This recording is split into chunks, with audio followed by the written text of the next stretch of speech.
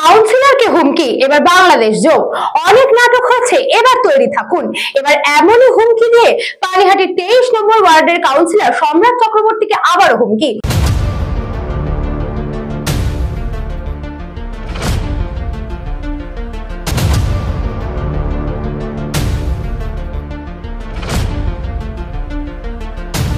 অভিযোগ, গতকাল দুপুরে একটি অজানা নম্বর থেকে কাউন্সিলরের মোবাইলে ফোন আসে।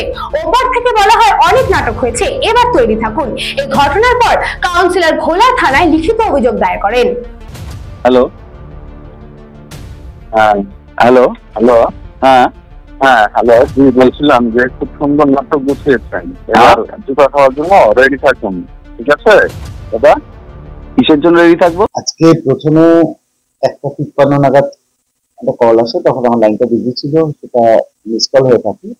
পরবর্তী ক্ষেত্রে 1:54 নাগাদ আবার আসে কলটা, কিন্তু ওপার থেকে কোনো রেসপন্স আসেনি। 1:55 নাগাদ আবার যখন কলটা আসে, তখন তারা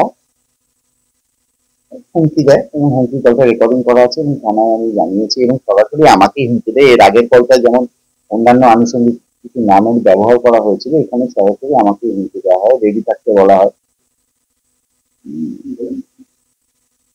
অনেক নাটক হয়েছে, এবার রেডি থাকুন, এই ধরনের কথা। দেখুন, আগের কলটা যে হুমকি এসেছিল, পরবর্তী ক্ষেত্রে আজকেও আমাদের 16 নম্বর ওয়ার্ডের কাউন্সিলর তাপর থেকে কল আসে, কিন্তু কলটা উনি ধরেননি এবং আমার কাছে কলটা সরাসরি এরকম হুমকি আসে। একটা ফেসবুক পেজ রনিউজ, সেখানে ক্রমাগত ওই রনিউজ পেজে হুমকি দিয়ে দেওয়া হচ্ছে, প্রাণনাশের হুমকি দেওয়া হয়েছে এবং আগের পোস্টগুলোকে ডিলিট করে দেওয়া হয়েছে। নতুন ওখানে পরিষ্কার ভাবে আগের ফোনটা থেকে যেটা রনিউজের কথা বলা হচ্ছে, তাতে প্রাণনাশের হুমকি আছে। তা এই আজকের ফোনটা কোনো অ্যাপের থ্রু দিয়ে নয়, এটা সরাসরি একটা বাংলাদেশি নাম্বার, বাংলাদেশের নাম্বার থেকে ফোন করা হয়। প্রশাসনকে জানিয়েছিলাম, মাননীয় নগরপালের সাথে কথা হয়েছে, তিনি আশ্বাস দিয়েছেন দ্রুততার সঙ্গে বিষয়টা বলা।